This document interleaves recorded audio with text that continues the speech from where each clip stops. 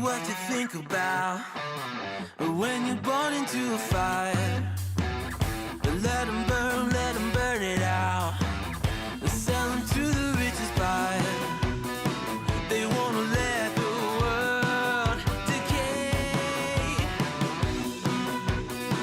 They tell us lies and fade away, fade away. We feel betrayed. We were raised to lose the race. Wake at the back of the pack, kill it anyway. Listen up now, because we're never dropping out. Beat the odds, beat the big house. The brains are bigger than the doubt. We've been thinking for ourselves, never let the truth fade away. This is bigger than ourselves, we won't let the world burn away, burn away. We feel betrayed. We were raised to lose the race. Wake at the back of the pack, kill it anyway. To blame, haters face the world's mistakes. Wake at the back of the pack, kill it anyway.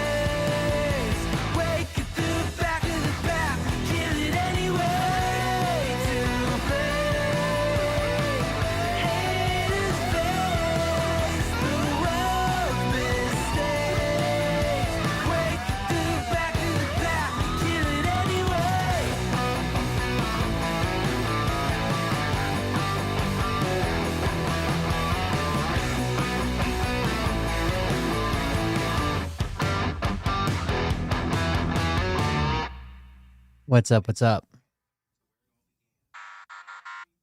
I'm back, sorta. So we're we're sort of here tonight.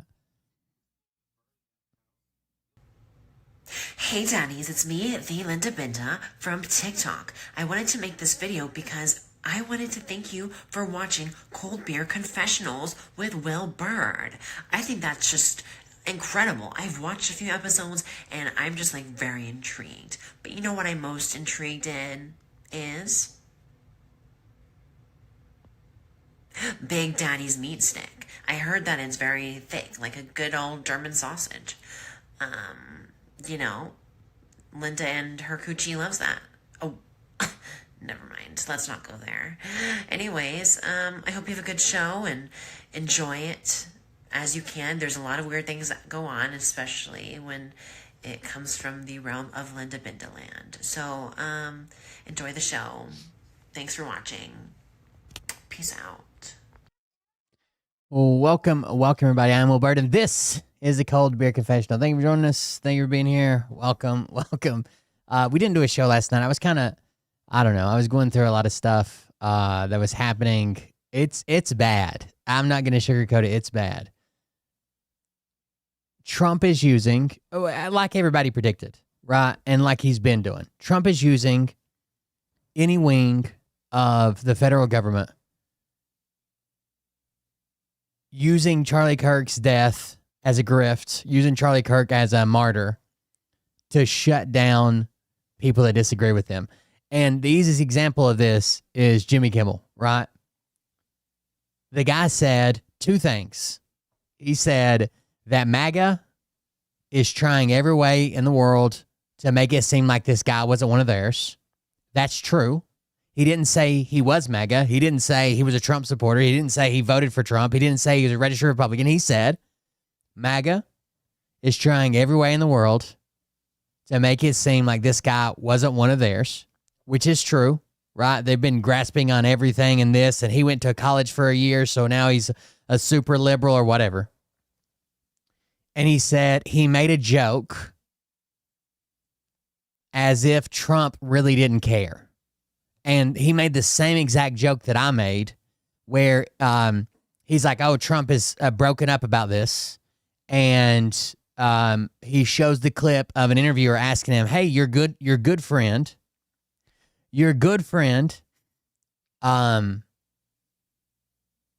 Charlie Kirk just died. How are you holding up, sir? This is a reporter talking to Trump. How are you holding up?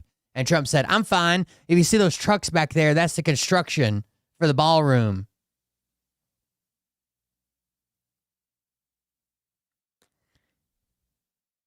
And the head of the FCC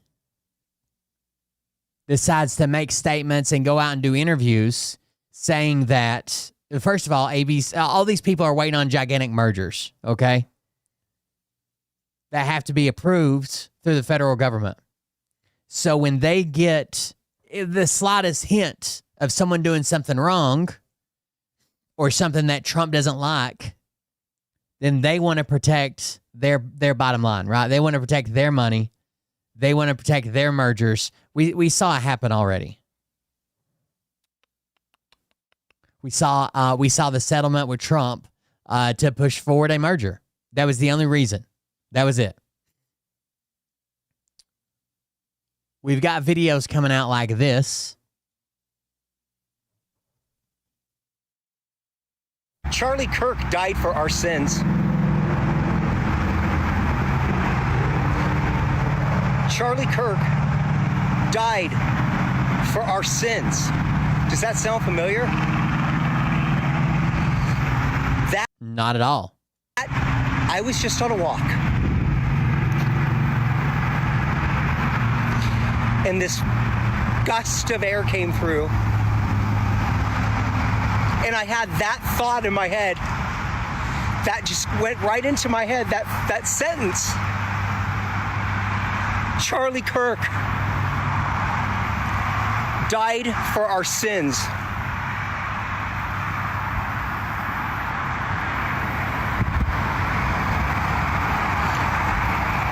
Did you hear his wife's speech? This guy's running around saying, almost in tears, saying, Charlie Kirk died for our sins. If you haven't, you should watch it. Peace, love, and joy, God, and just let's get the mental health we all need. All right, let's get into, so these people are fucking lunatics, right? Let's get into some of this Jimmy Kimmel stuff.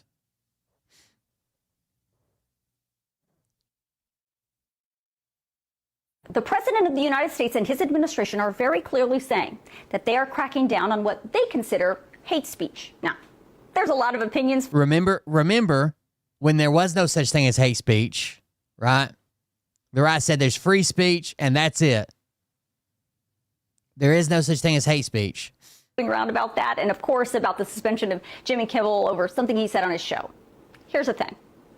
I don't really care about Jimmy Kimmel because this video and what the president and his administration are talking about are actually not about Jimmy Kimmel at all. It's actually much bigger than Jimmy Kimmel. Now, have you guys, I might have the clip, but have you guys ever seen that really dystopian video of all the news? It starts out like one newscaster, then it cuts to another one, then another one, then another one. Then there's like 30 of them on the screen, and they're all saying the exact same thing. You guys know what I'm talking about? That's it. That's a company called Sinclair Broadcasting. Okay? They're on the verge of a merger where they're technically going to be violating what the old laws said would be a monopoly. But we've kind of loosened the restrictions since then, and they kicked all this off. I did a whole deep dive video last night on all that Jimmy Kimmel stuff, and it's over on my Substack if you want to check it out. But for this video, as always, I want to start with the facts. And yes, this is definitely another deep dive video, so have a seat, get a snack. We're going to be here a while. While on Air Force One today, reporters asked President Trump about what happened to Jimmy Kimmel last night. In his response, Trump threatened to pull broadcast licenses from anyone who was critical of him. The President of the United States is threatening to pull broadcast licenses from anyone who is critical of him. I said the networks were 97% against me. I got 97% negative, and yet I won it easily. I won all 7 swing states, popular, I won everything. And if they're 97% against, they give me only bad publicity or press. I mean, they're getting a license. I would think maybe their license should be taken away. That statement comes as Trump told I would think they're 97% against me. I would think their license should be taken away. another reporter from ABC earlier this week this. And what do you make of Pam Bondi saying she's going to go after hate speech? Is that, I mean, a lot of your allies say hate speech is free speech. You probably go after people like you because you treat me so unfairly. It's hate. You have a lot of hate in your heart. Maybe they'll come after ABC. Okay, those are serious statements that every... So threatening ABC, saying they should go after you and ABC because you hate me. He thinks hate speech are people that don't like him. They hate him. Single person that is watching right now should be paying attention to. You need to understand what the President of the United States is suggesting is if his administration follows through, and they usually do, his administration would restrict the speech of people and organizations that say things about Trump that he doesn't like. Now, you can agree with the president. That's the real goal. So Jimmy Kimmel, first of all, didn't say anything that was inaccurate. The people that are doing sound bites from Congress are going to say, well, he lied to this gigantic audience. You can't be out there lying. And the company decided it. No, he didn't. Okay. He never said anything that was inaccurate, factually inaccurate, nothing. What it's actually about is he's been hard on Trump, as he should be. That's part of his job, right?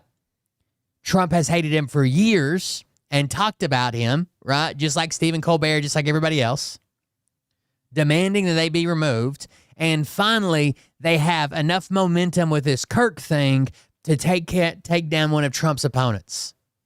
And think that's great, or you can think he's absolutely off the rails. That is your choice. I have no position on that. But if you agree with what President Trump is saying, you need to remember that once the First Amendment door is kicked down, it'll be very difficult to bring that constitutional right back. And as I always say, what goes around comes around. So when another administration takes over, the next president can do the exact same thing Trump is doing, maybe to a broadcaster you like, or maybe even to you. So the real question is, can the president even follow through with what he is suggesting? And to understand that, you need to understand the facts about two things: the First Amendment and the actual power of the FCC. Let's start with the First Amendment. The United States Constitution prohibits the government. everybody gets the First Amendment shit wrong, right? Because they yell at Facebook or they yell at Twitter, or they yell at whatever. And you can make an argument like, hey, if you're receiving tax benefits and this, blah, blah, blah, you should probably try to uphold the First Amendment from the country you're receiving all these benefits from. Sure. But the First Amendment is actually to protect against the government. So when Trump uses someone downline from him to lean on news stations and say, hey, you better get rid of this guy, I don't like how he's talking about me, or maybe you won't have a license, or maybe your merger won't go through, that's the actual First Amendment violation, right? From going after you for speaking negatively about the government or the president, even if that speech is hateful or distasteful or offensive. In fact, hate speech is absolutely protected speech, according to long-standing Supreme Court precedent. You have every right to say what you want. And so do U.S. companies. The First Amendment applies to them, too. Now, there are some exceptions to the First Amendment. You cannot yell fire in a theater, you cannot threaten someone with violence, and you cannot incite lawlessness. But you should also know, freedom of speech does not mean freedom from consequences, especially from private companies. ABC had every right to pull Jimmy Kimmel off the air, just like CBS had every right to cancel Stephen Colbert's show. But when you think about it, the question becomes, as long as they made that decision themselves, and they didn't make that decision to avoid a punishment from the federal government, which is what it looks like happened. Does the government have the right to pressure a private company to punish a private person for their speech?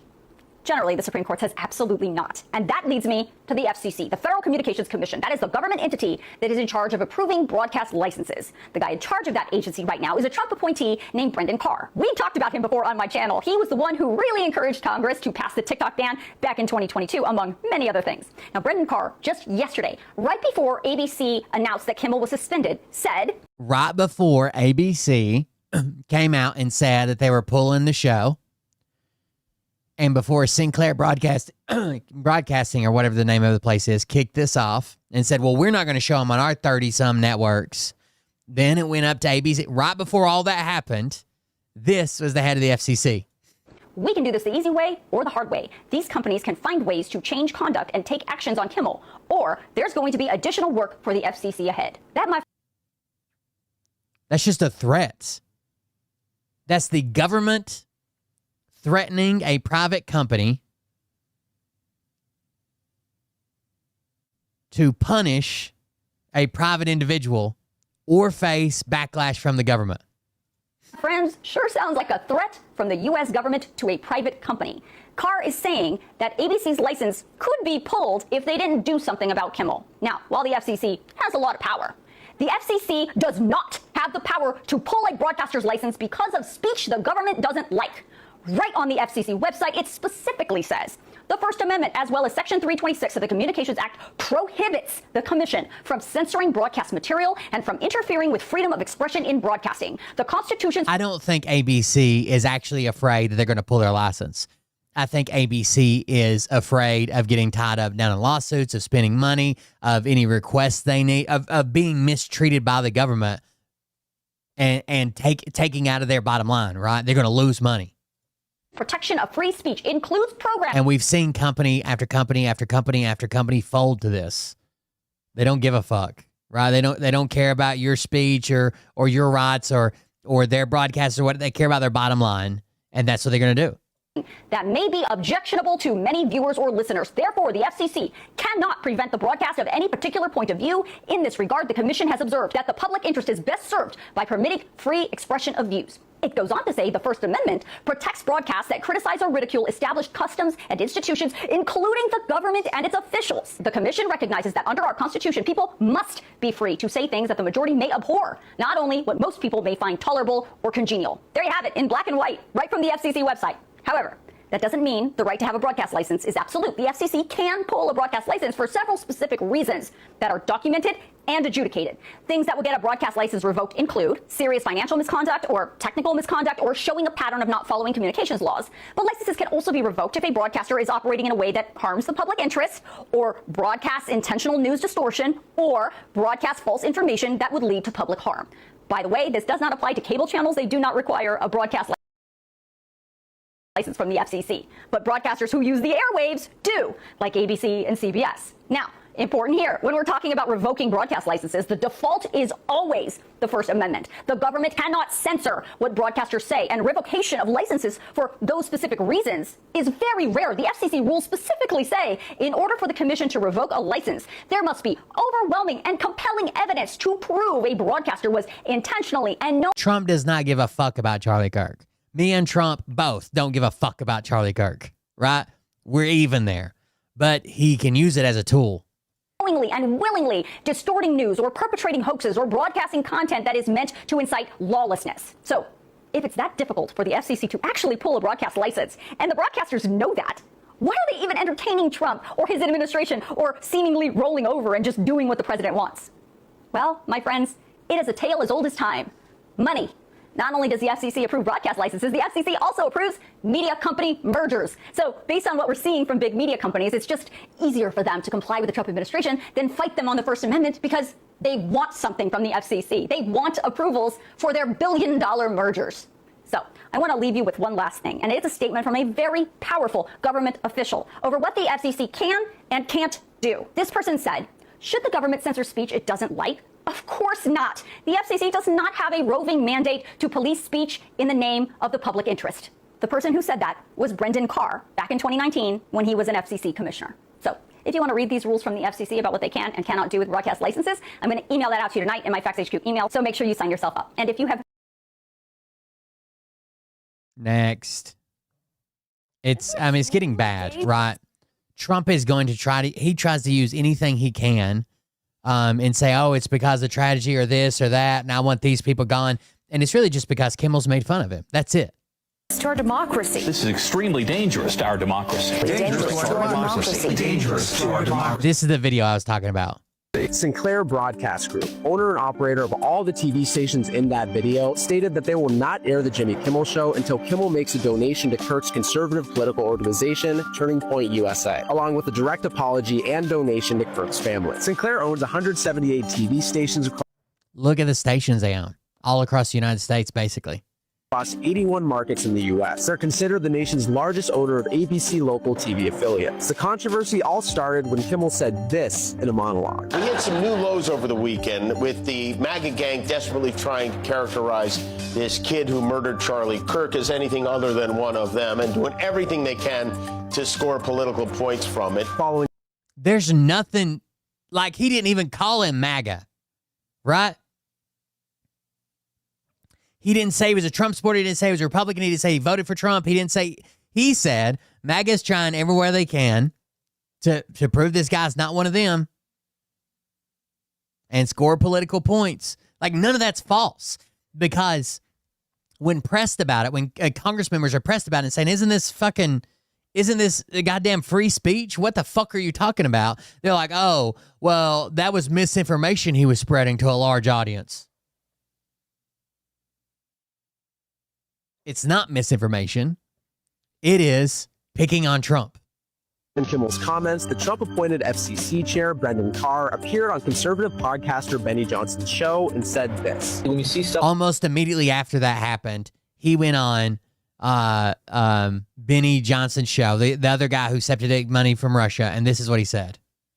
When you see stuff like this, I mean, look, we can do this the easy way or the hard way. These companies can find ways to change conduct and take action, frankly, on Kimmel, or, there's going to be additional work for the FCC ahead. Hours later, It's pretty wild, huh?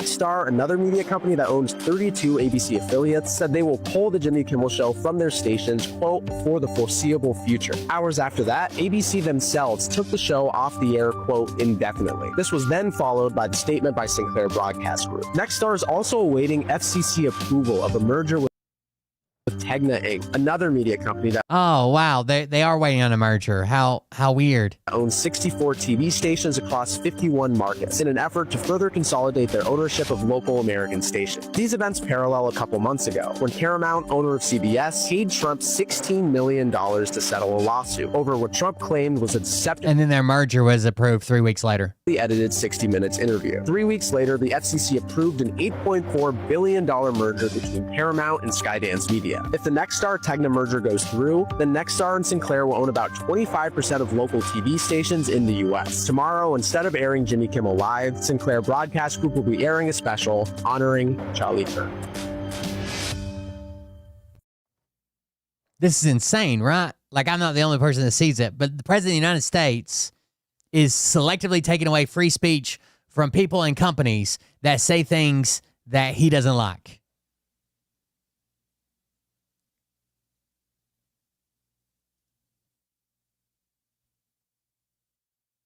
So how do we make sense of the fact that late night host Jimmy Kimmel indefinitely lost his show because of comments he made Monday night in which he said, I hope he tells them to eat his fucking ass. He's wealthy. He's got it made. I understand he could make more money. He's done, right? He didn't do anything to violate his contract. Fuck him. Stand your fucking ground. For all the people below you that are going to lose their freedom of speech as well. Said that the MAGA gang was really trying hard to prove that Charlie Kirk's assassin was not one of theirs so that they could score political points. That's what he said. But that's true. Like, he could have said that about the left, and that's true as well. Both sides. More political points from. Well, follow the money. In August, Nexstar, the largest owner of TV stations, local TV stations in the country, announced that they wanted to purchase their rival Tegna for more than $6 billion. Now, in order for that deal to go through, Nexstar would need the approval of the Federal Communications Commission. And in fact, they would need the FCC to lift the cap of 30. They need the FCC to waive a law that says they can only own 39% of local TV market share. There's a law right now that says any group can only own 39% of this market share to prevent monopolies. But you can get a waiver, and they've done it before. But they need that waiver. Nexstar was the first one to fold. Okay? They're going to need that waiver to combine with Tegna. 39% cap that the FCC has, which is a rule that states no company can own enough TV stations to reach more than 39% of the households in the United States. And this deal going through would violate that cap. The current chair of the FCC, Brandon Carr, he earlier this year said that he would be willing to entertain lifting what he called arcane artificial limits on how many TV stations any one company can own. Okay, so that's where we are. Isn't it smart? Oh, shit. I fucked up. Don't you think it's smart? So how do we make sense Wouldn't we want Jimmy any one company can own? Okay. Wouldn't we want these laws in place? I don't want all of local media to be owned by a single conglomerate where they write the news and put it out, right? No one should want that, even MAGA. Okay, so that's where we are. Nexstar wanting to get the FCC's approval, the FCC commissioner making it clear that his mind is open. Today, Wednesday, the FCC commissioner goes on a podcast, a MAGA podcaster, and makes it very clear that he did not like the comments that Jimmy Kimmel made on. This is why these motherfuckers shouldn't be going on podcasts, first of all.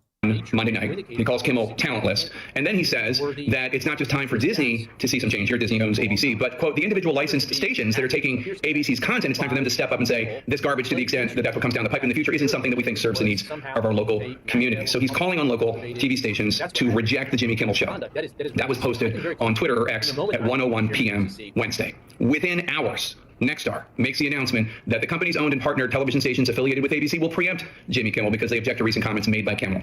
And then, shortly after that, ABC television network announced that they were suspending Kimmel's show. And so while I know it's stupid to think like the companies want money and they pay their shareholders and their CEO needs a fucking 14th vacation and 2 more yachts. But goddamn, I wish somebody with some fucking power would stand up on our behalf. I saw Bernie Sanders talking, it wasn't from today, but I saw it today. And he said, we live in the wealthiest country in the world at the wealthiest period that's ever existed in the universe. Does it feel like that in your household? there are no doubt people who are legitimate. Does it feel like that when you go home? Does it feel like you live in the wealthiest nation in the wealthiest period that's ever existed? By what Kimmel said. And no doubt tensions are high and feelings are fraught. There's also a lot of money to be made. And there are also a lot of people who want to endear themselves to the FCC commissioner and President Trump. They're just nothing's even being forced. They're bending the knee ahead of time so they don't have a headache. And the precedent was set with the Paramount deal, right? Oh, shit. Thank you very much, Dreamweaver. I appreciate it. Oh, shit. Is it freezing? Thank you. I'm not an asshole, but I appreciate it. Thank you very much. I saw you donate the other day on Rumble, but I was off the stream before that happened. Thank you for the donation. I am an asshole.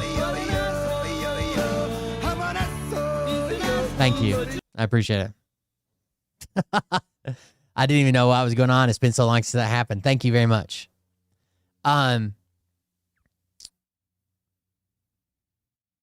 When Paramount bent the knee, yeah, man, I saw your comment on Rumble the other day. I was just after the show was over, and I shouted you out for the donation, but I don't know if you saw the next couple of shows where I talked about it, but it was just over. But thank you very much for the donations. I appreciate it.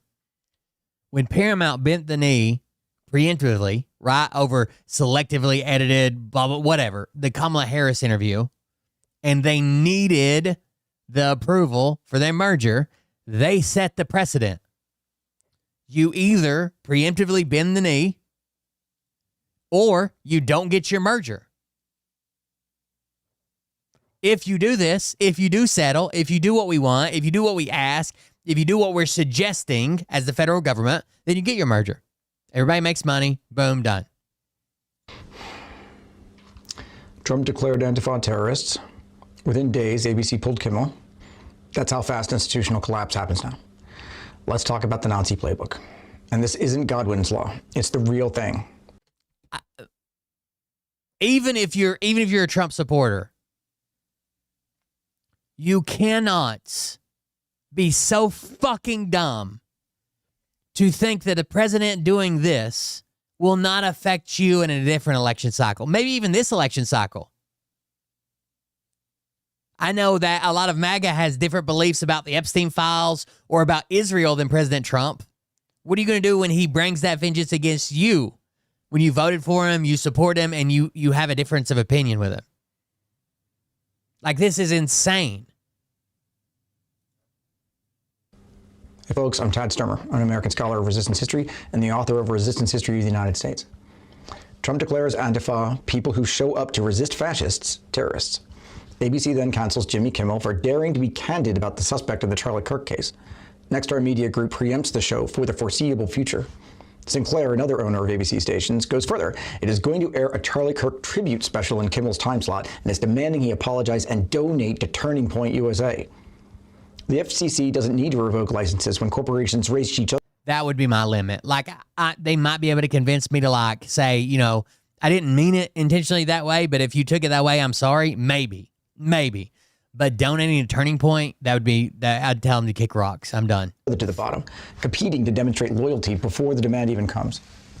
There's a German word for this that I can't pronounce. Well, let me explain the idea, because you need to understand what Steve Bannon and Steve Miller have been studying. It's coordination, and was how the Nazis transformed. Oh, yeah, it is September, 25% off subs and gifted subs. Thank you for reminding them. Institution and society into an arm of the regime. Not through some dramatic purge, through fear. Professional associations, unions. Who is Otis? Churches, newspapers, social clubs. They all coordinated themselves with Nazi ideology. Most did it voluntarily, racing to prove their loyalty before. I think this is a fact that when authoritarians or dictators or whatever rise, the majority of rights are given up voluntarily. You don't want reprisal. You don't want pushback. You don't want to get in trouble. Think about it on a micro scale, right? How many people instantly comply with the cops because they're in a uniform, even though the cops are violating their rights, right? Illegal search and seizures or whatever. Let them search your car. Let them come inside. Let them do this. Let them do that. Just because you don't want to be the guy who makes a fuss. Or You don't want something to fall back on you, right? I don't want this cop to hate me. I don't want him mad at me. I don't want this. So they go ahead and give up and waive these rights. Or do things like the cops kept bringing you in for questioning and you ask them if you need a lawyer and they're like, no, you don't need a lawyer. If you want to get a lawyer, then, man, that's going to complicate. And they're just like, yeah, okay, fine, I'll come in and talk to you. That's never good. Never good for you, ever. It cannot be good. Sometimes it might be neutral. It cannot be good for you. But people do it. Or they were forced to. Here's how it actually worked. In 1933, the Nazis didn't have to shut down every newspaper. They just had to make examples of a few, and the rest fell into line. Trade unions weren't immediately banned, their leaders were arrested or intimidated, and suddenly the unions voted to dissolve themselves and join the Nazi labor front. Professional associations, doctors. Their leaders were taken out or assassinated or arrested or labeled this and kicked out of society as some type of pariah. And then suddenly the labor unions are like, well, we're just going to dissolve ourselves and join the labor workforce of the Nazi party. Lawyers, teachers weren't given explicit orders. They saw which way the wind was blowing and preemptively expelled their Jewish members, rewrote their bylaws, declared their loyalty to the new order. The key effectiveness was in the ambiguity. The people that stand up are made examples of, and the people that aren't willing for that punishment or that blowback or whatever you want to call it automatically do the right thing, right? They're floating the idea. Before we get too far into this video, it's only 9 minutes. They are currently floating the idea of taking away your passport if you don't agree with the administration.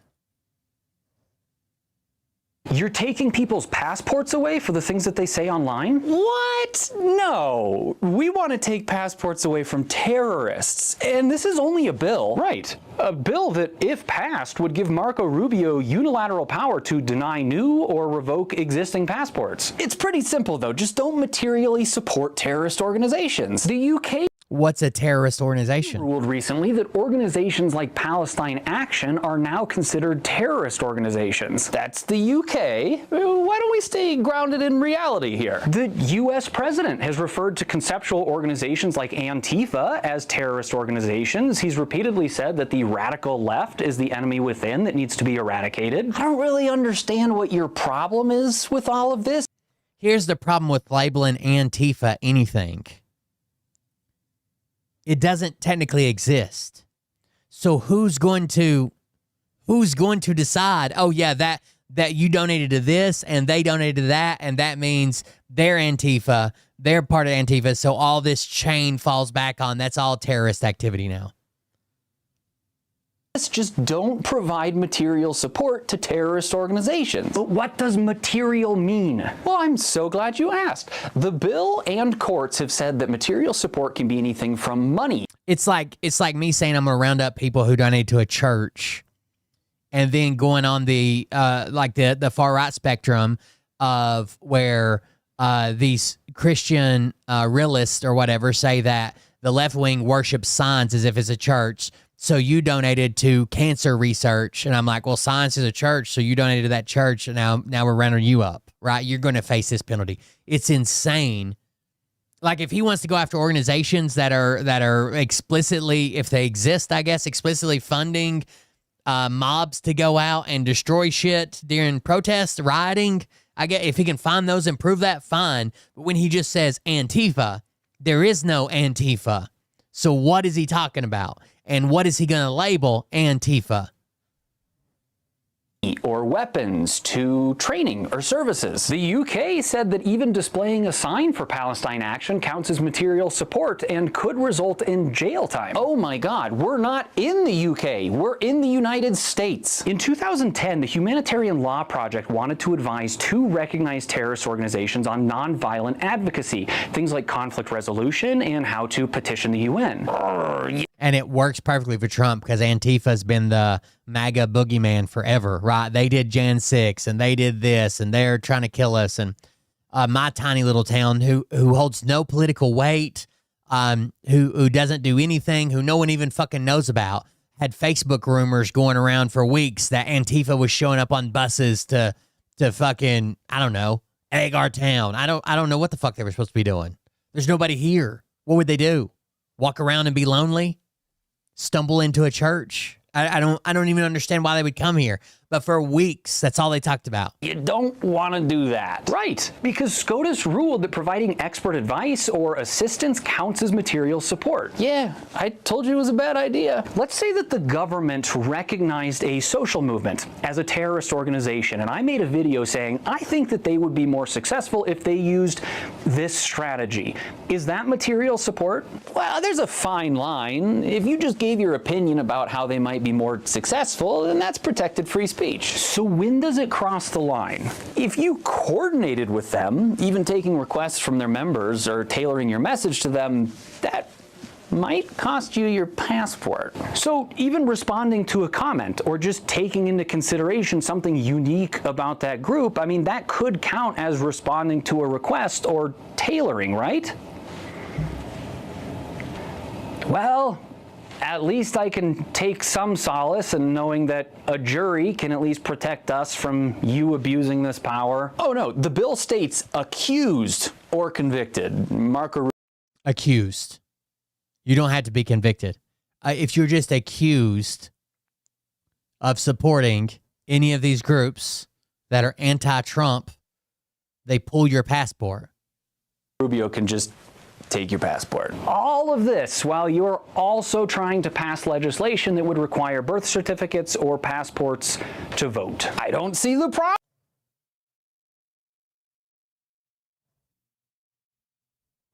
Can you see what they're doing? They want to pull the passports of anyone who supports terrorists that are anti-MAGA, and they want to require passports to vote. Just don't support terrorists. You're taking people's passports. And that'll be their anthem. That'll be the MAGA anthem because they're so goddamn retarded and believe everything they're told. Their anthem will be when people complain about this, don't support terrorists. Just don't support terror. Just comply. Just do it. Welding out some structural mainframes. Hey, Dreamweaver, I guess something that you didn't. I got my 100% finally. From the VA. You haven't been around since I told everybody that, so there you go. I know we talked about it before. Thanks for showing up, by the way. Have fun working. I guess you're out on the road. Their bylaws declared their loyalty to the new order. The key effectiveness was in the ambiguity. No one knew exactly where the line was, so everyone drew it far back from where they stood. Local chess clubs added loyalty oaths nobody asked for. This right here happens. I've got something good for this. An example. In the Army,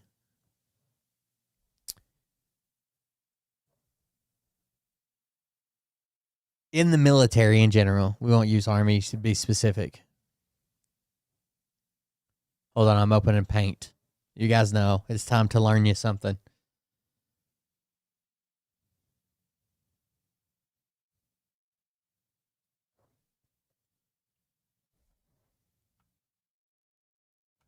In the military,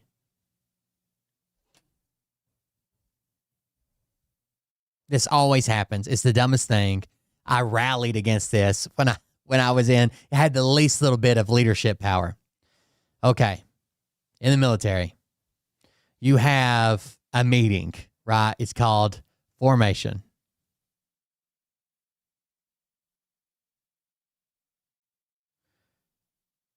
Formation. Okay?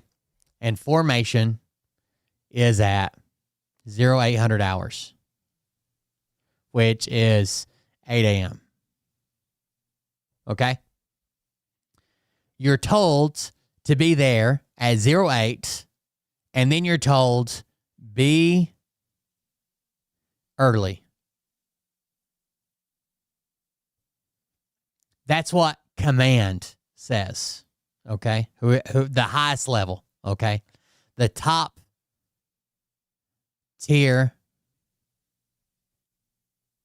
command. Okay? they give this to a subordinate. So we'll do sub 1. Okay? They give this command to this guy.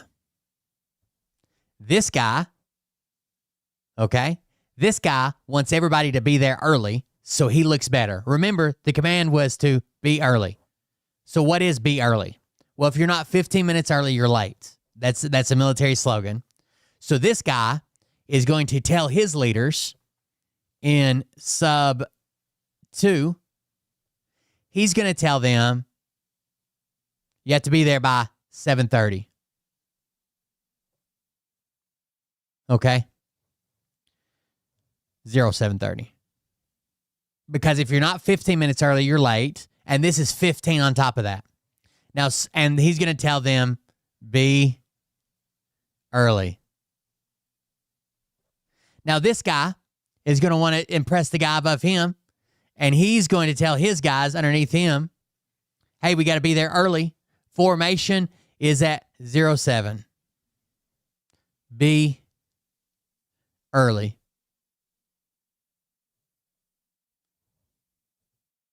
Now, this guy is going to tell the guy below him, 06:30. You're not 15 minutes early, you're late, so another 15 on top of that would put you there at 06:30. By the time it gets to you, as lower enlisted, right, as specialist or maybe a buck sergeant, private first class, whatever, right? By the time it gets to you, you're at an 8 a.m. formation at 4:30 in the goddamn morning. And no one knows why. No one knows why. You're like, why are we here at 4:30 in the morning?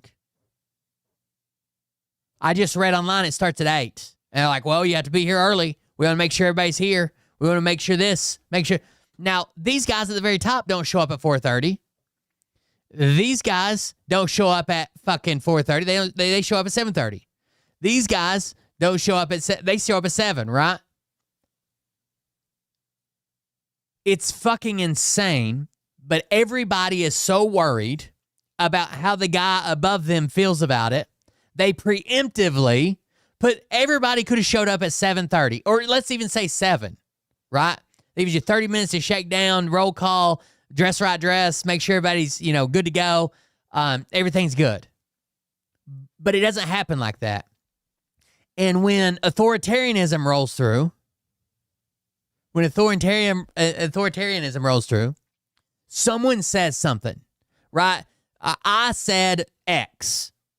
I said that President Trump's a piece of shit. That was too far. I got arrested. I got punished. I got fined. I got whatever. That was too far. No one's going to come back up to that edge and say it again. Okay? No one's going to say it again. They're going to stop a little bit further. They're not going to call him a piece of crap, right? And the person that sees that somebody get in trouble, they're not going to call him a piece of anything. They're going to say he's distasteful. And if that person, they're not even going to say anything negative about him, right? Until it goes all the way to the other side where they're doing positive coverage that they've self-implemented to keep from getting in trouble. Oh, I will literally when Mariah's making me late for something, like I'm always ready, always good to go, ready to be there early. When Mariah's making me late for something, I can feel the pulse in my ears. Like I feel like I'm fucking vibrating. I think my doctor calls it a cardiac event, but it destroys me from the inside. I can't handle it. Like it's so ingrained being somewhere early. How newspapers fired editors before anyone complained. Schools removed books from curricula without waiting for the banned list. Any of this familiar to you? By May 1933, 4 months after Hitler became chancellor, Germany's entire civic infrastructure had transformed itself. Not because there were SS officers in every meeting room, but because there didn't need to be. That's what we might be watching right now. ABC, Nexstar, and Sinclair aren't being forced. They're volunteering. They're competing to out-comply each other. Both Nexstar and Sinclair have mergers pending before the Trump administration. Both need FCC approval, so they race to demonstrate who's more loyal. But it's not just media companies. You've seen the coordination spread over the last week. Actors and musicians, gee whiz, who asked them to post anything, but they're up there posting identical statements about unity and healing. People are really, really, really, really mad at Jesse Wells right now. And I like Jesse Wells a lot. He's like a folk singer. He puts truth to power and sings. And he made a song preemptively. No one pressured him. No one told him what to do. He made this song of his own accord. And it was all about how horrible it was, and Charlie Kirk didn't deserve to die kind of deal. Sports teams mandate tributes. Corporate boards issue condolences that read a lot like loyalty oaths. Everyone racing to be seen grieving correctly, mourning appropriately, demonstrating sufficient outrage at insufficient outrage. This is how it works. Make the performance of loyalty seem organic, even popular. Make dissent feel not just dangerous, but tasteless. Who would object to mourning? Who would refuse to condemn violence? The Yankees are doing it. Your favorite singer is doing it. It must be what good people do. But here's where history reaches its limits, and historians have to acknowledge where our limits are. Historians are terrible fortune tellers. We can invoke 1933 all we want, but this is different, and the difference matters. Some historians will tell you to lean into institutions to fight tyranny, as if institutions are neutral tools just waiting for good people to use them, as if the problem is that we're not trying hard enough to make them work. That's a comfortable view from inside the establishment, where institutions have always worked for you, where you've never had to create resistance from nothing. But that's where most resistance lies. That's where most resistance comes from, and therefore resistance history knows better. It knows that institutions aren't neutral. They're just structures of power, and power serves power. When the moment comes, illegal immigrants, holy shit! They statistically they don't improve our crime rates, and sometimes they have a negative correlation, lower our crime rates. They don't commit violent crimes at the same level. I think the Cato Institute found like you're 650% more likely to be shot by a native-born U.S. resident than you are by any illegal, undocumented, any immigrant whatsoever. I don't think those two are as correlated as maybe you think. They don't resist, they collaborate. They don't need to be forced, they volunteer. ABC didn't wait for a formal order. Nexstar didn't need threatening. Sinclair invented new ways to show loyalty nobody asked for. They fell over themselves to comply with something that isn't even an order yet. You can't lean into that. It's already gone. And this is what resistance history teaches that people in the establishment don't admit. Sometimes the institutions were never on your side to begin with. They were just performing neutrality while power... Bird's out of his fucking mind. He's insane.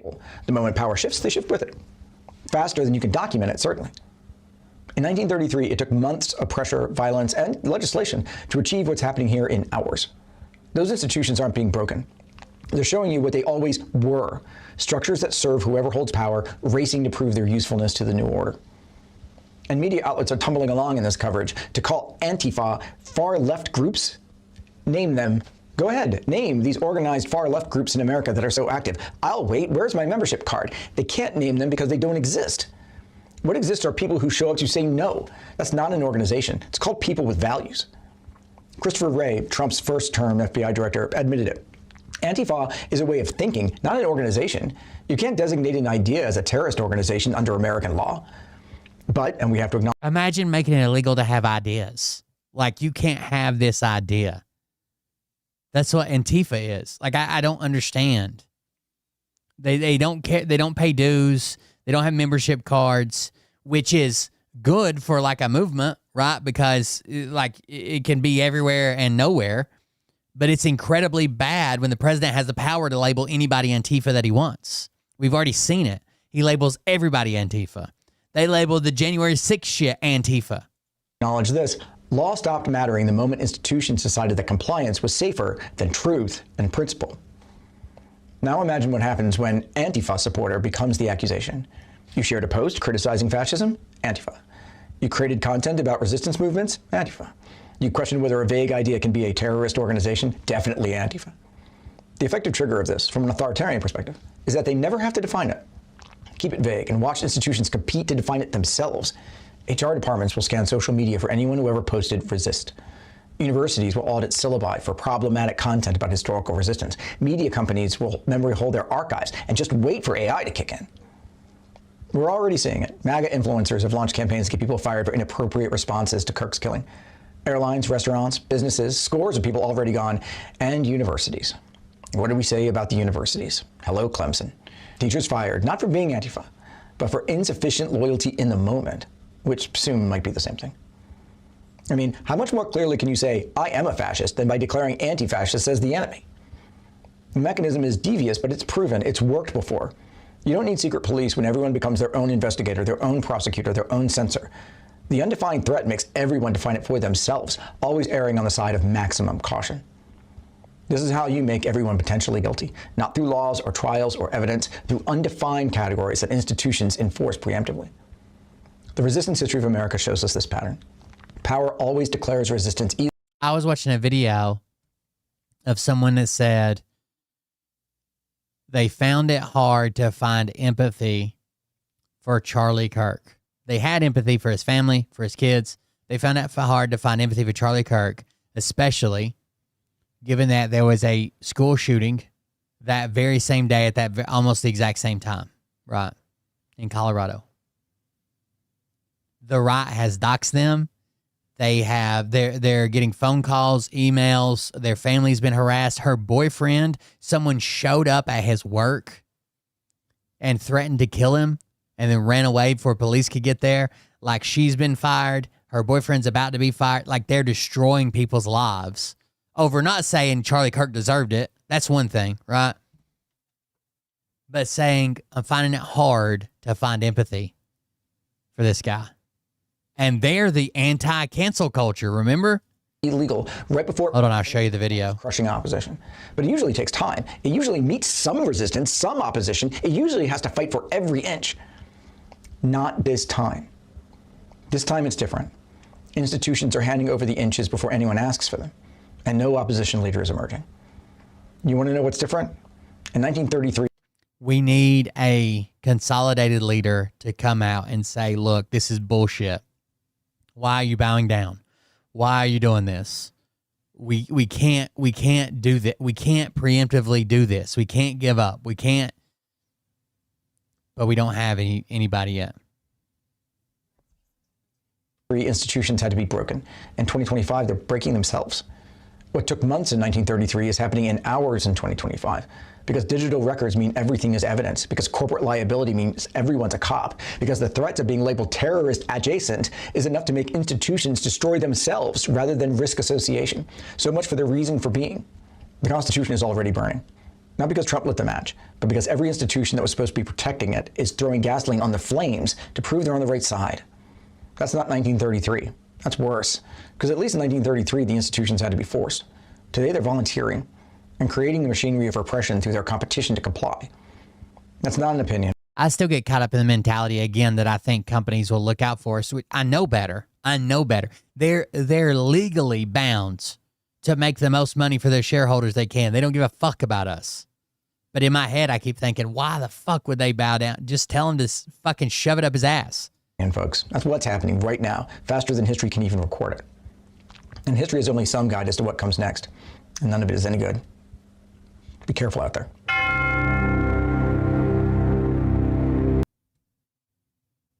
It's bad and getting worse. Check this out. On Wednesday, September 10th, when Charlie Kirk was shot, I think this is the one that said, I'm sending the same thoughts and prayers to Charlie Kirk that he sends to all the kids that got shot in school shootings. A video offering him the same thoughts and prayers that he offered after every child was senselessly gunned down while at school. Within an hour, and before any condition was known on Charlie, I posted a follow-up video expressing why I felt the way I did, and even ended with, I hope Charlie Kirk makes a full recovery and goes on to become a gun violence advocate. Since if you have watched any... So after that, she said, I hope he makes a full recovery and ends up coming out as a gun violence advocate, right? To stop gun violence. Of the videos on my page, you would know I stand firmly on not being violent, and that violence is not the way we are going to fix things in this country. Well, since I posted those... Trump's already addressed the nation. He's not going to come out and say it's on both sides. He's not going to come out and tell people to cool down. This is what he wants. He's already said, when Fox News, of all people, brought it up to him, like, hey, the right has violence and the left has violence. Isn't this a both sides problem? He said, well, the right extreme just wants justice. They want law and order. The left extreme are vermin and they'll kill you. Those 2 videos, my life has been completely turned upside down, and I have been thrown into what I can only explain as literal hell. First, my address was leaked, and then all of my family's personal information followed. My boyfriend's company, again, I said he's my boyfriend, he is not my husband, that has absolutely nothing to do with TikTok, with my TikTok account, or social media, or politics in general, has been defamed and slandered. Calls and negative reviews started pouring in by the thousands. Someone showed up to his company, entered his private office, and verbally assaulted him. My child, and my family's lives have been threatened thousands of times. I have received text messages and emails saying, because she said thoughts and prayers, and she hopes Charlie makes a full recovery and becomes a gun rights advocate. I should be raped and murdered, and that people are coming to my house. I'm sorry, a gun violence advocate. Say my address, and then say they are coming to spray it with bullets. MAGA protesters have shown up to my house, driven through my private neighborhood, sent me hate mail, left notes on my boyfriend's office, and my own neighbor has offered to share my whereabouts with the internet. Yes, you heard that correctly. My neighbor has offered to share my whereabouts with the internet. We have been traumatized and stripped of our privacy, all because I said Charlie Kirk, who did not believe in empathy himself, did not have mine. I think the most ironic thing is that my life and my family's lives have been torn apart over my words on the internet by the very people who support Charlie Kirk and are always yelling the loudest about their First Amendment right and freedoms of speech. And while I realize and believe strongly that words have consequences, there is nothing that I did or said that even deserved a percentage of what happened to me and my family. And I know I am not the only one whose life has been destroyed over this. Hundreds, if not thousands, of other content creators on this very app have been fired from their jobs and doxxed. And I must say, that really terrifies me because it makes it clear that these people only want us to have the First Amendment right and freedom of speech when it fits their narrative. That is not the country I was born in, and that is certainly not the country I want to reach. It's fucking insane. So today I come to you with a few calls to action. First, if you or anybody you know has been doxxed, harassed, threatened, or fired, please reach out to me via email at I'veBeenDoxxed2@gmail.com. Secondly, please consider attending your local No Kings Part 2 protest on October 18th. And third, if you are a California resident, please get out and vote yes in person on November 4th on Prop 50, the Election Rigging Response Act. I'll end with this. Right now, the most important thing we can do is support each other. Fascism hates community, so right now we must build community. Doesn't sound like she's backing down. She's just telling what she's been through, which is insane. Unfortunately, there was another school shooting today in Denver, and 3 students were injured. And obviously, the news is only going to be talking about the fact that Charlie Kirk was also... The very top comment says, hey, Megan, how's Austin? In a school shooting today, he was shot while speaking at a school. And I know a lot of people are mad at me because I posted a thoughts and prayers video for him, which I just want to clarify something.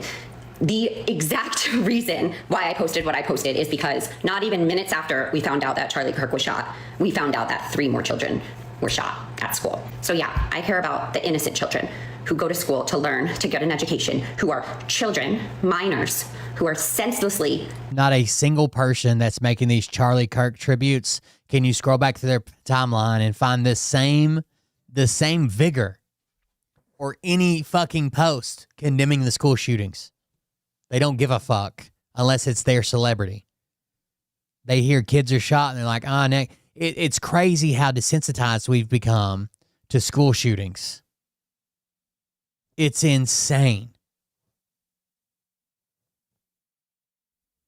It barely comes up in conversation. Gunned down at school for doing nothing, for wanting to go and learn. I lose my sympathy a little bit when someone uses his entire life and his entire platform to spread racism, hate, bigotry, misogyny, anti-trans, anti-gay rhetoric. I mean, everything you can imagine this man has done. And not only that, he himself has said that some deaths are worth it so we can have the Second Amendment right. And some amount of gun violence is worth it. We can care about more than one thing. They don't. They don't. They talk about putting teachers with guns in schools. To obtain our Second Amendment right. Or locking them in like it's a prison. Putting armed guards there and locking the school. Do you want your kid going to a school that is also a prison? So yeah, my sympathy lie with the innocent children and not with Charlie Kirk. And I offer him thoughts and prayers, which is what he can offer us after every time a child is senselessly gunned down at school. I hope, and I truly actually hope, he makes a full recovery so he can go on to become a gun violence and a gun control advocate. But most likely he won't do that, even if he does make a full recovery. So unfortunately, there was enough. By now, I really expect that you've all seen that video of those incredible fucking women. And I say women because there was not a fucking man in sight that handed it to Donald Trump last night when he was just trying to enjoy a peaceful meal. I'm so excited something crazy happened. Not really that crazy. I shouldn't really. That's a lot. But 2 more Trump is not hot shirts. That was it. That before that was 9/9. That was the only video unless she deleted one. That was the video, the one we just watched. Insane. On Wednesday, September 10th, when Charlie Kirk... Shit, I didn't mean to pull it up. The same one. Fucking insane, dude. Insane. And on top of that, they're coming... Remember when we were talking about DEI and what DEI did for like... when they were bringing up this war on DEI and the Department of Education and what that did for kids with disabilities... So we're talking about individualized plans, IEPs, and stuff like that, right? We're talking about how this secured funding, and we have to make sure there's funding for this because every child, no matter their disability, no matter what's going on, deserves an education. I don't think you can make a good argument that this child shouldn't be educated for whatever reason, right? Well, they went after it. The current administration is pulling funding to educate, these are the first people they're going after. I'm just sure there's more to come, to educate deaf, blind students. Why would they pull funding that was supposed to go on through 2028 and less than a 30-day notice that they're pulling all the funding to educate deaf and blind students? Because the funding of deaf, blind students to receive an education does not coincide with their new theory of merit-based funding. Deaf and blind students don't do as well in school as non-deaf and blind students. So, based solely on merit, they're pulling here's the video. Well, it's happened. I told you all that attacking DEI meant attacking disabled kids, and the administration just proved me right. And this time, they've been so obvious about it that there is zero plausible deniability for either the administration or its supporters. Earlier this month, the U.S. Department of Education canceled federal funding for programs supporting students who are deaf-blind, meaning they live with both hearing and vision loss. And now is taking away their access to education. And why is he doing that? Well, according to the letters his administration sent to deaf-blind programs in 8 states, funding programs for such a specific population as deaf-blind kids is a, quote, conflict with the department's policy of prioritizing merit, fairness, and excellence in education. Let me repeat that. They are claiming that funding special education for profoundly disabled children is a conflict with their prioritization of merit and fairness. The grants that these monsters are canceling were supposed to provide funding through September of 2028. But now the administration has given less than a month's notice that the funding would be abruptly discontinued at the end of this month. But perhaps most offensive of all is the fact that the annual cost of funding all... What do you think she's going to say next? The annual cost, the yearly cost of funding every one of these programs is less than what?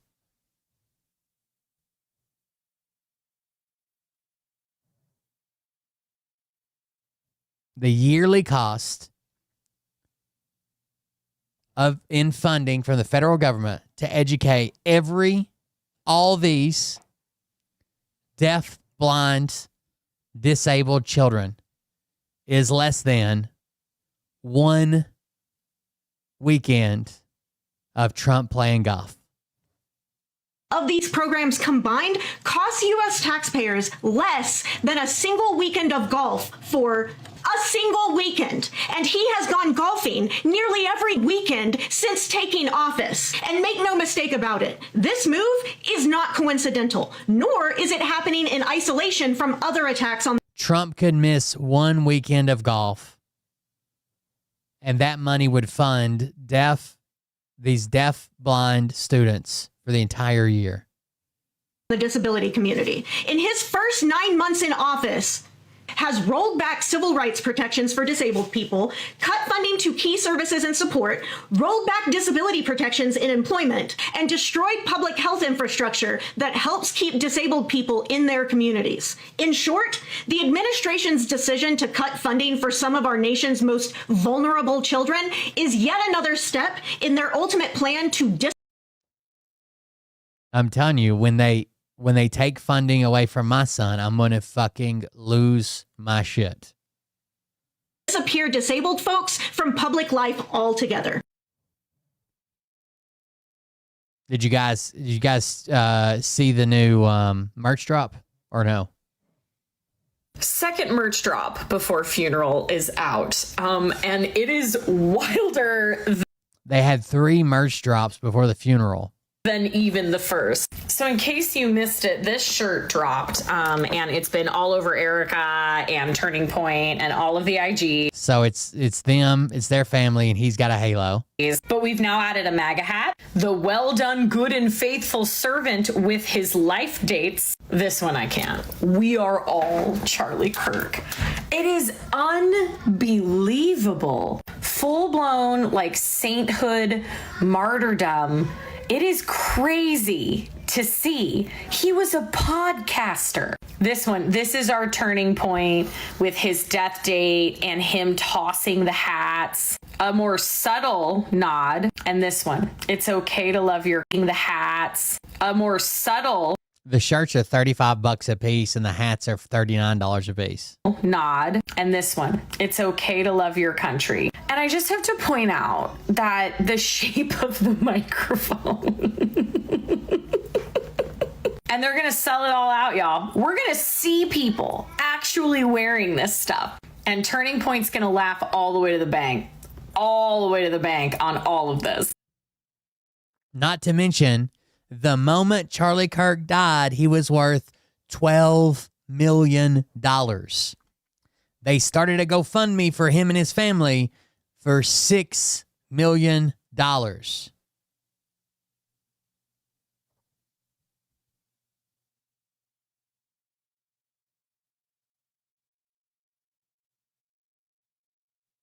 We also got this snippet drug back up. Here we go. Kash Patel. While most other new FBI directors drew on their experience as FBI agents, you didn't have that. But you did write a picture book trilogy for children ages 5 and up. I guarantee you she's worth double it now. Based on your experience clashing with President Trump. You guys remember when Kash Patel wrote this children's book, The Plot Against the King? Political enemies. In your book, we read it. Describe your literary alter ego, Cash the Knight, as a Yes, she was living in Manhattan, working a fucking, when she met Charlie Kirk, she's living in Manhattan, working like a bullshit job while her parents paid her rent. And when he called her, she was vacationing at their summer home in the Hamptons. She comes for money. Easily bored wizard carrying out King Donald's vengeance by driving his Listen to it. The kingdom. What is it about? We read it. On your experience clashing with President Trump's political enemies. In your book, you describe your literary alter ego, Cash the Knight, as a wacky, easily bored wizard carrying out King Donald's vengeance by driving his enemies out of the kingdom. In the books, King Donald is besieged by the evil Hillary Queentown, but saved in the end by Cash. Then Cash goes on to catch mules who are stealing the 2020 election for the great King Donald from Sleepy Joe. And then in the third book, Cash takes down the Dragon of the Jalapenos, nicknamed the DOJ. Your supporters had hoped that you would graduate from imagining yourself a romantic fairy tale knight to actually running America's premier federal law enforcement agency. Alas, just as we've learned how dangerous it is to put a science-denying anti-vaxxer in charge of our public health, we've learned how dangerous it is to name as director of the FBI a man who thinks of himself as a fairy tale knight who keeps a fire-breathing dragon named DOJ at home to forcibly drive villains out of the kingdom. These people are insane. Insane. I think some of them know it's like bullshit, but they got to keep up the charade to keep MAGA happy. The Q references and the underground and the conspiracies and the Antifa did this. And some of them are literally insane.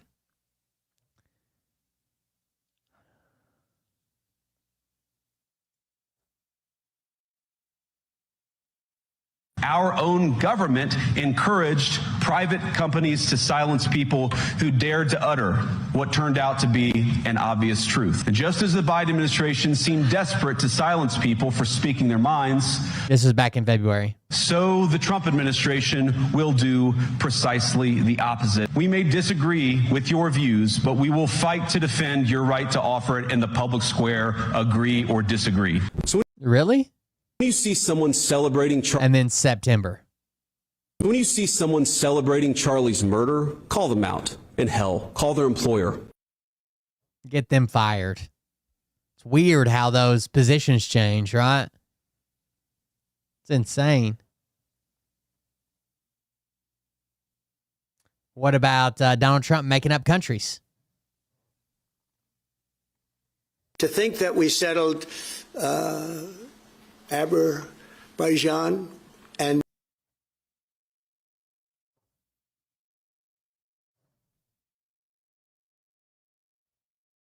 and Albania? Albania as an example.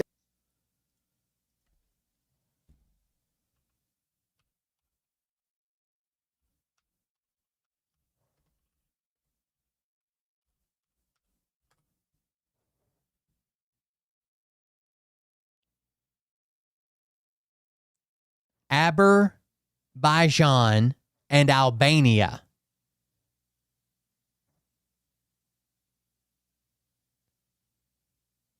He meant Azerbaijan and Armenia.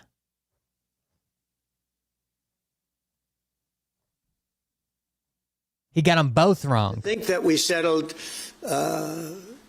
Azerbaijan and Albania as an example. It was going on for years. He doesn't mean Albania, he means Armenia. The last time Albania was at war with anyone was in 1954, and Donald Trump was 8 years old. Azerbaijan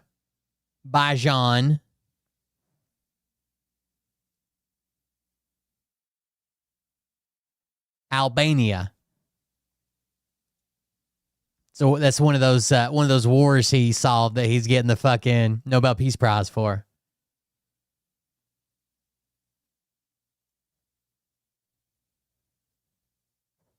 Representative Nancy Mace has 2 Twitter accounts. And over the past couple of days, she has tweeted about Representative Ilhan Omar, one of her colleagues, albeit on the other side of the aisle, over 70 damn times. And believe me when it was 74. I say, her tweets We would love to see you deported back to Somalia next. Are nothing short of vile and disgusting. There isn't a bone in my body. Ilhan Omar mocked the cold-blooded assassination of an innocent American husband and father. She's supported ISIS. She's supported the Muslim Brotherhood. She's incited political violence. And something protected her. That can even remotely begin to process. And tonight, something protected her. What would possess somebody to say such inflammatory, prejudice, untrue things? The House literally just voted on censuring Ilhan Omar, and it failed 214 to 213. Only 4 Republicans joined the Democrats in making sure Ilhan Omar could continue to speak. By the way, for those of you who might be curious, this is Representative Ilhan Omar. Now, y'all are smart. Remember when they did the horrible shit that she married her brother to get him here, and they were trying to pull her marriage records and all this information, having press conferences on it, and I think.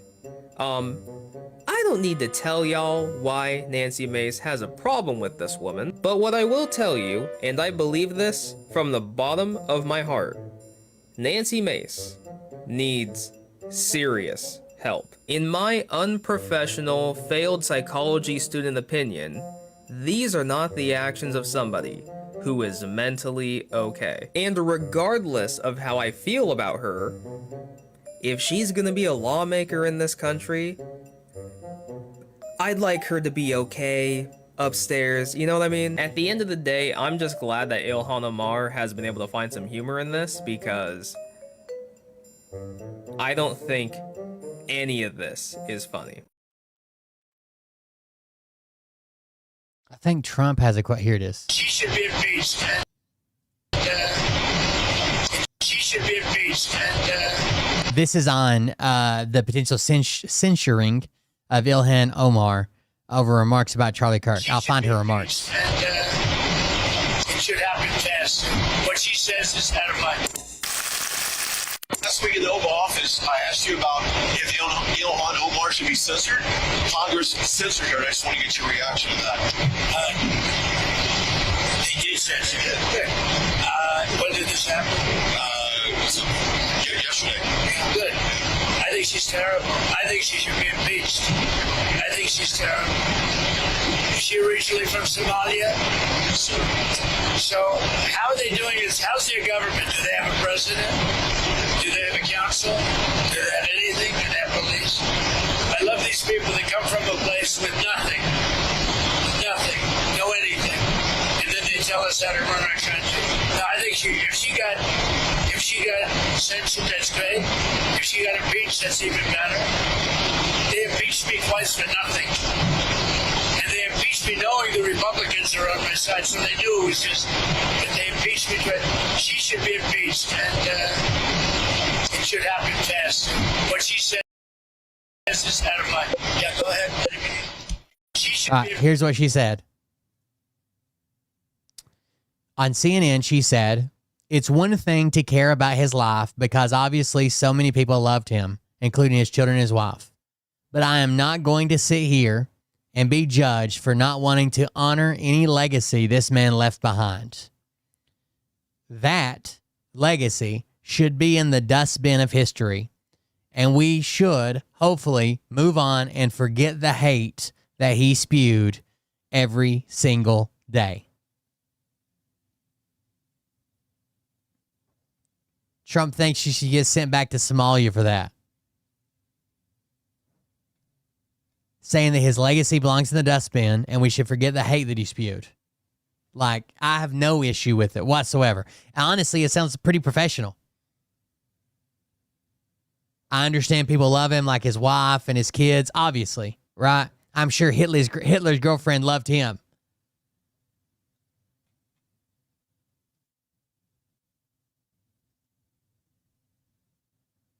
Then we get the last thing we're going to cover tonight. Actually, let's go here first. There is a group, there is a husband and wife team on TikTok called the Tennies, Tennys. Oh, shit, they took it down. The Tennies. See if I can find the other one. For the past 2 days, I've been sharing. And the Tennies are walking around Washington, D.C., and they claim that a black person randomly came up to them and said, "I'm going to kill your baby because they have like a newborn baby. I'm going to kill your newborn baby because you're white." So they ran and told the National Guard, which is in D.C., and the first thing they did was upload it to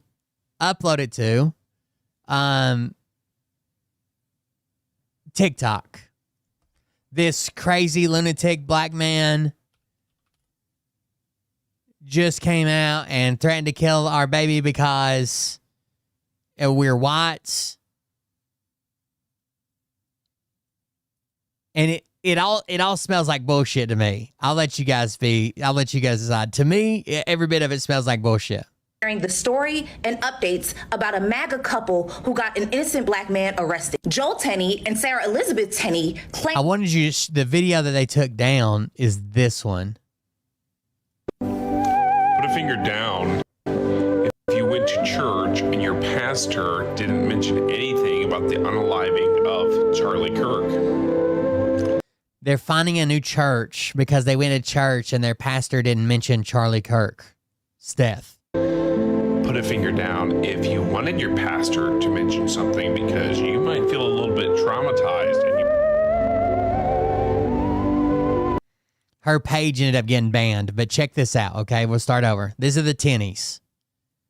Very Aryan looking. The past 2 days, I've been sharing the story and updates about a MAGA couple who got an innocent black man arrested. Joel Tenney and Sarah Elizabeth Tenney claimed that upon leaving their dinner at Joe's Seafood in D.C., that a black man allegedly said that he was going to unalive Sarah Elizabeth and their baby. And for the past 2 days, people have asked me if I had any updates, if we have any way to help the brother that has been falsely accused. And well, I do have some updates.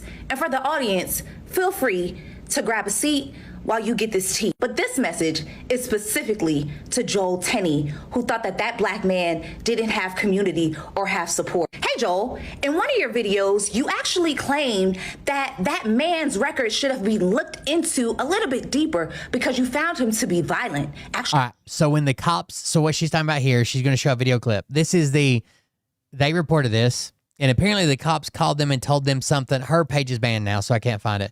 The cops called and told them something like he was going to get released or they didn't really have any evidence to stick him with his crime or whatever. And he says, you should look into his background more thoroughly because to me, he's got some type of violent crime in his background. That's what he says. Actually very violent. I don't have any knowledge of a violent history. We don't have any knowledge of any violent history, is what the person on the phone said. At this time, but let me actually take 1 second. I would have to do some editing. By the way, this is why people hate white people. Taking into his history in order to be able to You might have to do a little research because you got about an hour and a half, and if this guy is a violent offender, hold on, Bob. If he, you don't have to give us any information, but if this guy is a violent offender and there is some legal precedent to hold him, then he needs to be held because he could be. So he was getting released. He didn't want him released. And he's like, you need to do the research. About an hour and a half, he's going to be released. If he's a violent offender, you better hold him. A danger to the public. While Barb informed you, Joel Tenney, that that man did not have a violent criminal history or record, you said that she should dig a little deeper. And I thought, light bulb moment, Joel Tenney. And with $1 and a dream and public records, I dug a little deeper. And oddly enough, I found a criminal record of someone who has a similar name to you. Now, could possibly be a Joel Christian Tenney with the same birthday. Mix up, and there's multiple Joel Tenneys in the world born on August 7th, 1996, just like your Facebook says. Because I would hate that when this black man has to sue you, that this information would make itself apparent in court. Because not only was this Joel Tenney from Iowa charged with 1 count of criminal sexual misconduct in the 3rd degree, but convicted of a 2nd count of criminal sexual misconduct in the 5th degree. And that violent guy who shares your name got 2 years of probation. Gee willikers, Joel. But listen, I have an idea. You can take down the post making the false claim against the black man who did absolutely nothing to you and your wife, and you can drop the charge. She basically says, drop the charges, take it down. He's still up. I think her page is gone. Oh, he's private now. He's private now. Imagine that. Empire. I'm Joel Tenney. I'm an evangelist in America, and I'm working very hard for the Armenian cause. I'm working for the Armenian fight. I'm being an advocate in Washington, D.C., to President Donald Trump, to members of Congress, the Senate, also speaking to foreign governments in Europe concerning Armenia's plight. I'm fighting very hard for their sovereignty, their territorial integrity. I'm going to continue to fight for all of you. I love you. I bless you. I bless all the diaspora in Toronto. May God's blessings be. The past past 2 days, I've been sharing the story and updates about a MAGA couple who got an innocent black man arrested. Joel Tenney and Sarah Elizabeth Tenney claimed that upon leaving their dinner at Joe's Seafood in D.C., that a black man allegedly said that he was going to unalive Sarah Elizabeth and their baby. And for the past 2 days, people have asked me if I had any updates, if we have any way to help the brother that has been falsely accused. And well, I do have some updates. And for the audience, feel free to grab a seat while you get this tea. But this message is specifically to Joel Tenney, who thought that that black man didn't have community or have support. Hey Joel, in one of your videos, you actually claimed that that man's record should be looked into a little bit deeper because you found him to be violent, actually very violent. Wild, isn't it? That they have the violent. Oh, this might be it.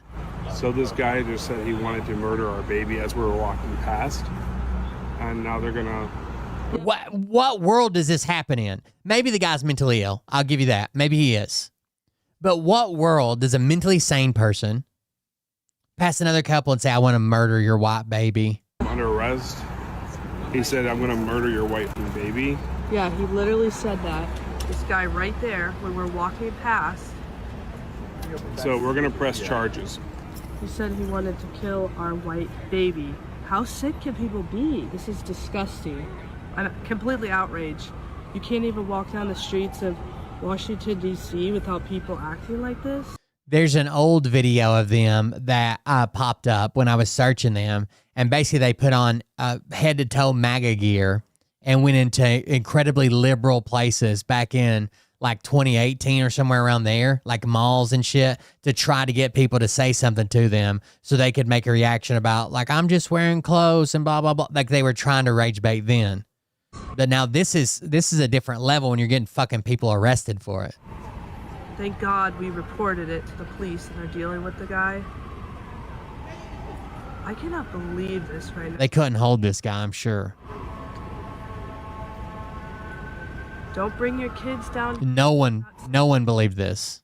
That's his record. Criminal sexual assault in the 5th degree, convicted. And then the criminal sexual assault in the 3rd degree was acquitted. It's probably the same case. They had to drop it to the 3rd degree to get a conviction.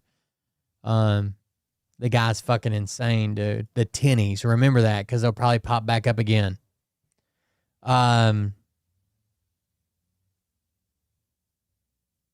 Here's a funny video. Palate cleanser, I guess. Then we got 2 rough ones. I had decided to keep these secrets until I died of old age. So this is a parody of Tyler Robinson's text exchange with his roommate. I had decided to keep these secrets until I died of old age. However, a few hours have passed, and so I've decided to send you these messages, which are admissible in court, with a full confession of the premeditated murder of which I have committed. And since you didn't ask for any of this, here is an explanation of my motives. A description of the weapon that I used, where I got it from and where I left it, including a price of the scope. Here is a description of the inscriptions on the casings that I wrote. Seemingly for no reason, here is my father's political allegiance. And also, here are instructions to delete this evidence. My love. That's pretty funny, right? These next 2 videos are pretty fucked up, okay? It's ICE, man. ICE being fucking ICE. Being the goddamn Gestapo, right? So the first one is a guy that owns a business. His business got raided by ICE. He was trying to tell ICE, he was trying to ask what the fuck was going on. He didn't understand what was going on because he's got papers for his employees inside.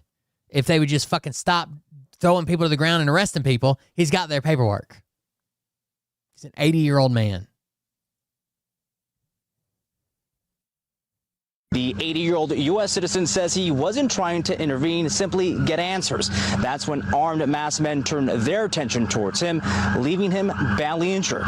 You can see my arm. They threw me on the floor. They all bleeding. Look at that fucking bruise. Rafi Shoehead shows us the injuries he sustained, including a Look at that. dislocated elbow after his business was raided by federal immigration officials last week. Surveillance video shows as the 80-year-old car wash owner gets shoved to the ground by a masked agent. You want me to zoom in?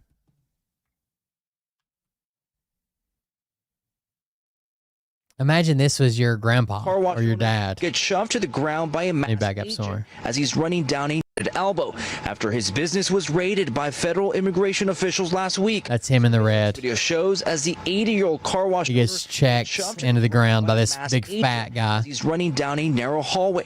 Rafi says he didn't know what was going on, and when he came to the defense of one of his employees outside Valley Car Wash in Van Nuys, an unidentified officer pushes him back before throwing him to the ground as backup arrives. They grabbed one of my guys, and I told him, hold on, most of these people, they have a paper, we have documentation here, and the only thing they said is, you don't F with the eyes, we are here. You don't fuck with us. They threw me on the floor, and 3 of them, they jumped on me and they were sitting on me. Rafi says 5 of his employees were detained by ICE that Tuesday morning.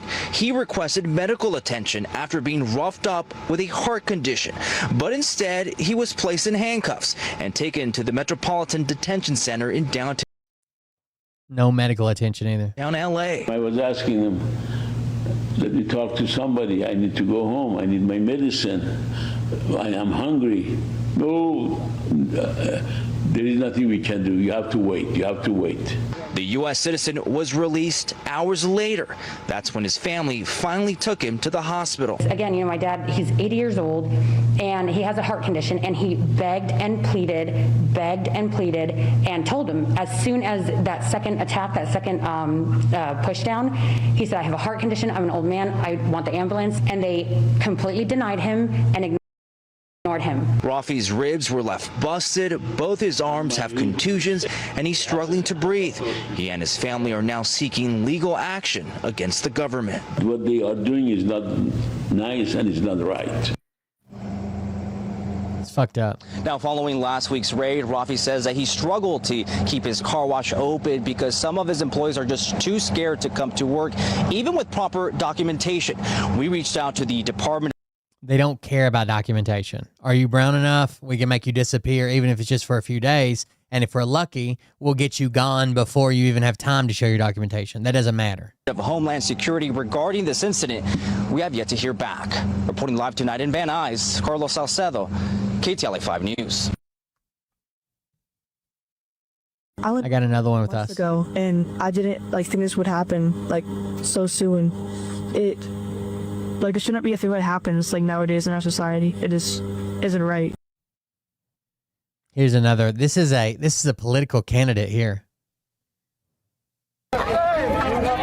Democratic congressional candidate shoved to so this is her. See her right here. They basically got her momentum going already, and they just keep shoving her.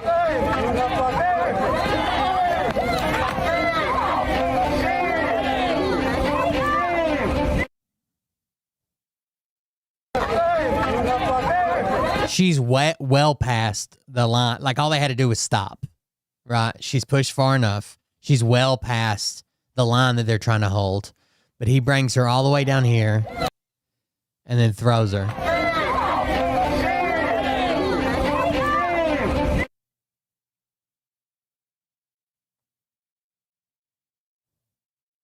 Yeah, I don't know how to say her last name, but Kat.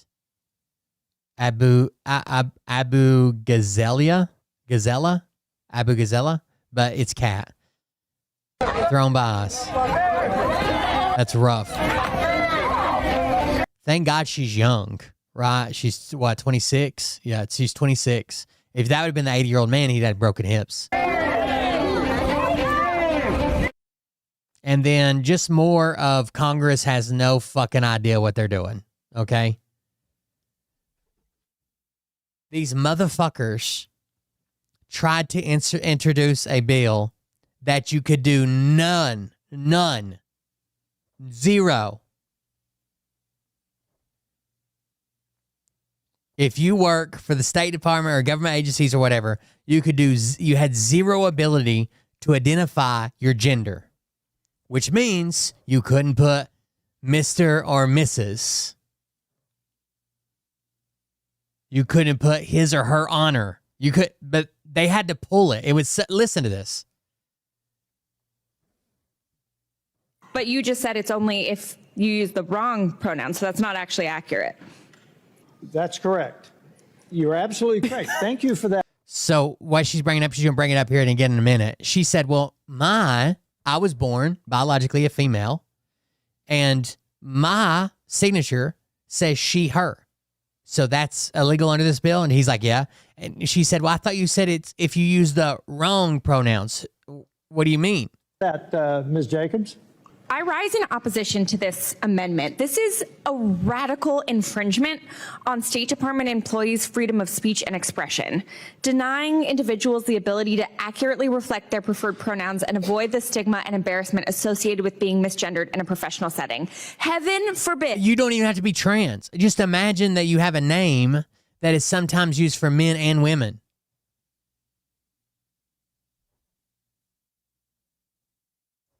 People know who they're communicating with over email when face-to-face conversations aren't possible.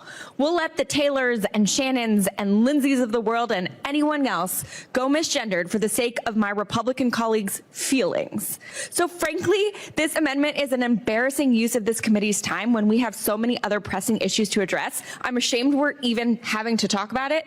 I hope. Obviously, they just wrote this as like a fucking meme or some shit. They didn't think it through. All of my colleagues vote against this, and I yield back. Your gentleman is recognized. The question I would ask is, if I were to have on my business card, Mr. Brad Schneider, is that prohibited by this amendment? Technically, yes. Yeah, no, because actually, yes. Sometimes people use the pronouns, and that's why this is here, incorrectly. Gender is immutable. So the Mr. and Mrs. used improperly with what their natural sex would be under this rule. Brad, will you yield again? Yes. So in my email signature, I, Sarah Jacobs, have she, her. Those are my pronouns. But under your amendment, this would also not be allowed. Right. But you just said it's only if you use the wrong pronoun, so that's not actually accurate. Correct. That's correct. You're absolutely correct. Thank you for that, Ms. Jacobs. Anytime. Brad. She doesn't even know what to say. He's like, oh, yeah, you're right. Thank you for that. Yeah, your bill is like, no one could ever use any pronouns or any gendered title ever. Back to you. All right, let me just, I'll ask another one. Our ambassadors have a title that are often His Excellency or Her Excellency. Would that be prohibited on their business card? It would not be. This is.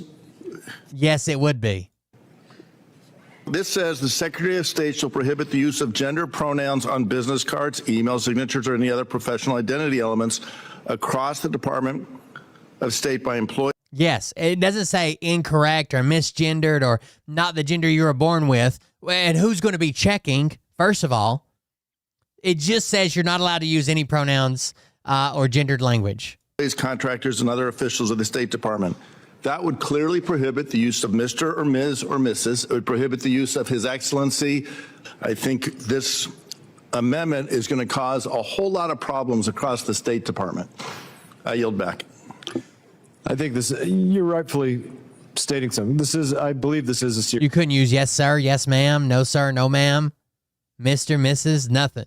Conversation as I opened up in my remarks. But my request for the author of it would be to withdraw this amendment. You ask unanimous consent to withdraw? I did. Without objection, so ordered. You had to withdraw it at the end. That's what they're doing all day when they're in session for 1/3 of the year. Anyways. All right, guys, it's 1:11 here. Make a wish. Thank you guys for joining us. Thank you for being here. I appreciate it. It's actually 1:07. My computer keeps getting faster and faster, dude. He just called her Miss Jacobs. Yep. Thank you guys for joining us. Thank you for being here. Glad to be back. It's bad and it's getting worse. We need a consolidation, a leader to call this out and to shame companies from bending the knee preemptively. I don't know who that's going to be. Somebody with enough power they don't have much to lose. Like, you're not going to get someone that powerful fired. I don't care if they fucking dox me and shit. I'm not getting fired, but I don't have any power, right? So thank you guys for joining us. Thank you for being here. Hopefully somebody stands up And I'll see you guys tomorrow. I'll be back. I appreciate it. And we'll see you in the next one. Have a good night. Love you. See you. Bye. Oh, I might be back. Mariah's going to a bridal shower tomorrow. And hopefully she's back before nighttime, I guess. I haven't really asked her what the times were, but yeah. Thank you guys. We'll see you about the next one. Have a good one. But I can tell you this about if this douchebag happens to see Even Chit acts like he's working on the budget. That's true. have the fork and ball Yeah. on this Meh. by name. Shit's so funny. Dude, I've been living inside Red Dead Redemption 2. I don't know. It's just such a great escape. I've just been hunting and hanging out and staring at people until they fight me. Like, I don't know. It's been fun. I can't believe I didn't play it when it first came out on PC. I'm refinding my love for video games, in case you're wondering what's going on.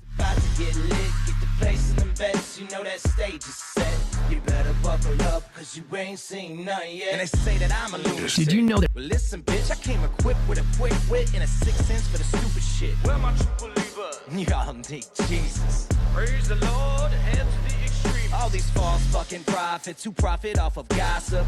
Worshipping drums, cocking, begging for a throat deposit. Swinging fucking meat hammers like fool in a thong. He's strapped to the shaft, eating his chest like he's King Kong. Starving for attention, I'ma make your gut burst. I'll be your huckleberry, I can quench that thirst. Baby eating lizard people, alien sex. What's next? Trump in a dress, fucking Flynn on his desk. A retard in a vest, climbing up 5G towers. Cause you told him if he did, he'd get fucking superpowers.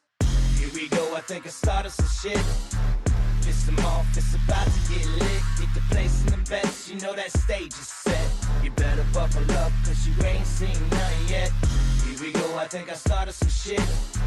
Piss him off, it's about to get lit. Get the place in the bets, you know that stage is set. You better buckle up, cause you ain't seen nothing yet. I used to find clues too when I was high on shrooms. I found myself a tunnel that led to Jason Q's bedroom. Open his closet, I found some of his meat rockets. I strapped them to my shoes and then I flew through the roof. I found myself in orbit strapped to an F-16. High on amphetamine with Trump in between. Put on a light coat of baby oil and saluted the troops. He tapped me on the shoulder and said, "This is gonna be it." Whoa, wait. Stop.